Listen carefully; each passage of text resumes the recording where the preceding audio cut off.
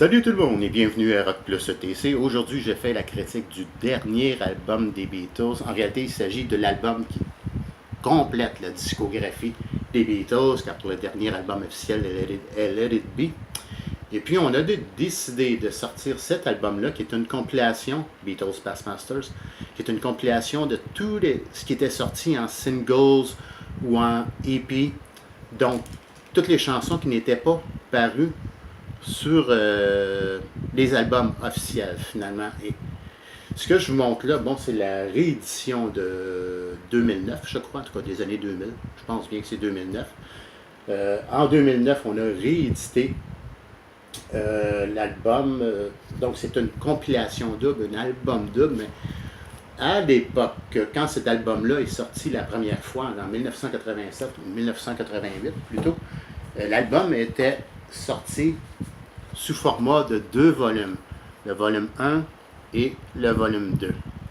Et sur le volume 1, on retrouve donc tous ces singles en question, tous les EP en question sortis entre 1962 et 1965. Et quelle bonne idée d'avoir sorti cette compilation-là.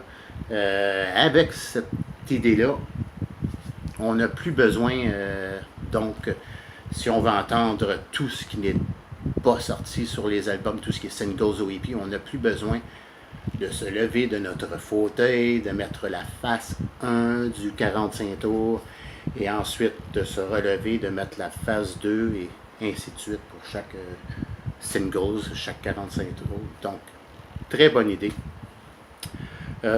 Donc, les influences musicales principales qu'on retrouve dans ces chansons-là sont des influences rock, pop, pop rock ou B, si vous voulez. Bien que je préfère, et c'est le cas pour la plupart des gens, que je préfère les albums britanniques, les albums british qui sont les albums officiels. Pour ce qui est des singles, des chansons donc sorties en 45 tours ou EP, pour quelques-unes de ces chansons-là, je préfère les versions américaines. Les puristes ont probablement préféré tout ce qui est original, donc ce qui est sorti d'abord en Grande-Bretagne et probablement même en version mono pour ce qui est des puristes, mais dans mon cas, pour quelques versions de ces chansons-là, je préfère les versions américaines. Donc, cet album-là, ou cette compilation-là, si vous voulez, contient 18 chansons.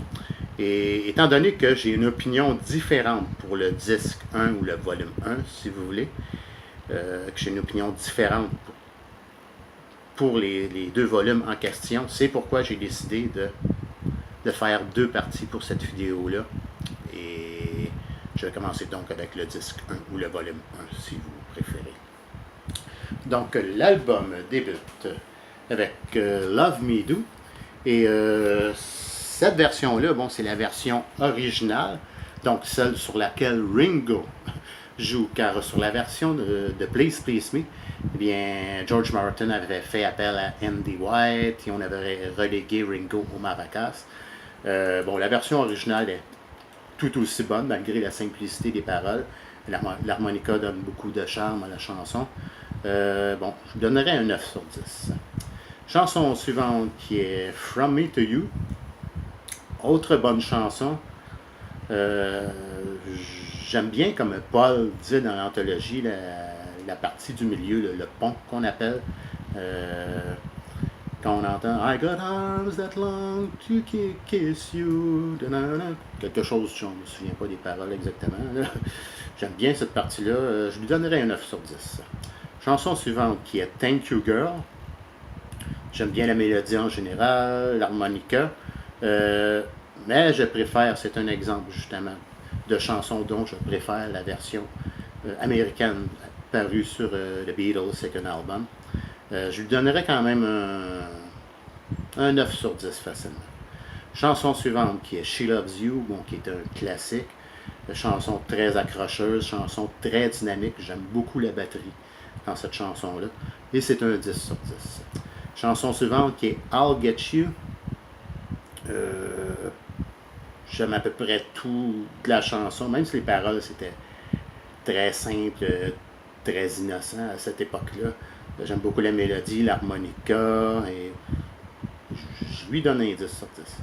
Chanson suivante, I Want to Hold Your Hand. Bon, c'est le titre officiel, mais tout le monde l'appelle I Wanna Hold Your Hand. Bon, c'est la chanson qui a permis aux Beatles de percer aux États-Unis, en Amérique du Nord. C'est une chanson très accrocheuse. C'est un 10 sur 10. Chanson suivante qui est This Boy, qui est peut-être pas ma préférée sur l'album, mais on a quand même de très bonnes harmonies vocales de John, Paul et George. Je lui donnerais un 9 sur 10. Chanson suivante qui est Come Give Me Thine Hand, qui est I Wanna Hold Your Hand en allemand finalement. Bon, c'est point de vue musique, c'est la même chose, c'est la même piste musicale qu'on a utilisée, donc c'est tout aussi bon. Bon, ici le chant est en allemand. Je lui donnerais, je sais pas, peut-être un 8 sur 10. Le résultat est bon, est bien, c'est juste que je suis plus familier avec la version anglaise. Bon, mais c'est une bonne chanson quand même. Chanson suivante qui est Silly Dick. Cette fois, il s'agit de She Loves You en allemand. Là, pour cette version-là, on a refait la piste vocale, la piste musicale aussi, car on avait perdu la bande originale pour ce qui était de la musique de cette chanson-là. La bande originale avait été perdue. On a donc refait la musique et c'est moins accrocheur. Je donnerais peut-être un 7.5, quelque chose du genre sur 10. Chanson suivante qui est Long Tall Sally, qui est une reprise chantée par Paul. Et Paul est en feu dans cette chanson-là. Chanson très accrocheuse, très dynamique. C'est un 10 sur 10. Chanson suivante qui est I Call Your Name. J'aime la chanson dans son ensemble. J'aime beaucoup le pont. J'aime beaucoup la guitare. Mais c'est un autre exemple ici de chanson dont je préfère la version américaine. Encore une fois, qui était parue sur le Beatles Second Album. Je donnerais quand même un 9 sur 10 à la chanson. Chanson suivante qui est Slow Down, chanson très rock'n'roll, très dynamique, chantée par John. Je lui donnerais un 9 très mérité, peut-être pas loin d'un 9.5. Chanson suivante qui est Matchbox, une autre reprise qui cette fois-ci est chantée par Ringo. Bon, c'est une chanson qui s'écoute bien quand même. C'est pas une de mes préférées sur l'album. Je lui donnerais un 8 sur 10. Chanson suivante, I Feel Fine. Autre exemple de version de chanson dont je préfère la version américaine qui était parue sur Beatles 65. Et la différence majeure ici, c'est l'effet reverb très fort, très prononcé sur la version américaine comparé à cette version-ci qu'on a sur cet album. Mais il reste que la chanson quand même très accrocheuse, belle mélodie. J'aime beaucoup le riff de guitare et c'est un 10 sur 10 malgré tout. Chanson suivante qui est She's a Woman. Encore une fois, la différence ici de cette version-ci britannique et de la version américaine que je préfère.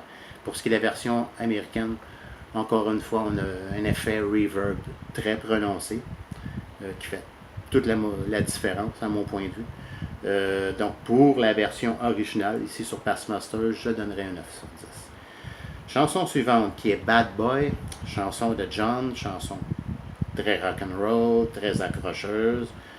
Je lui donnerais un 9, mais un 9 fort quand même sur 10. Chanson suivante qui est Yes It Is.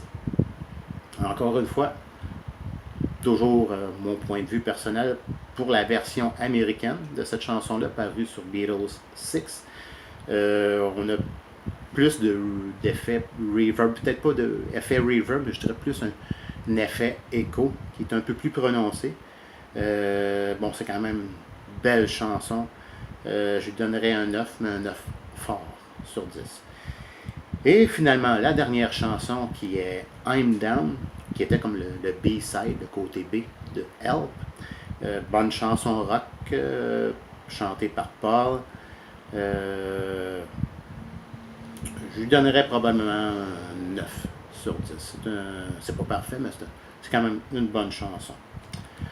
Donc, dans l'ensemble, pour cet album-là, il y a quelques 10, il y a quelques 9, un ou deux 8. Dans l'ensemble, pour le volume 1, peut-être probablement à cause des versions américaines pour quelques chansons, des versions américaines que je préfère quelques-unes des versions originales british. Pour cette raison-là, je donnerais un 9 sur 10 à Beatles Past Masters Volume 1. Donc, c'était tout pour ma critique d'aujourd'hui. J'espère que vous avez apprécié. Vous pouvez laisser vos commentaires et, comme à l'habitude, de me donner un petit coup de pouce si le cœur vous en dit. Je vous dis donc merci et à la prochaine.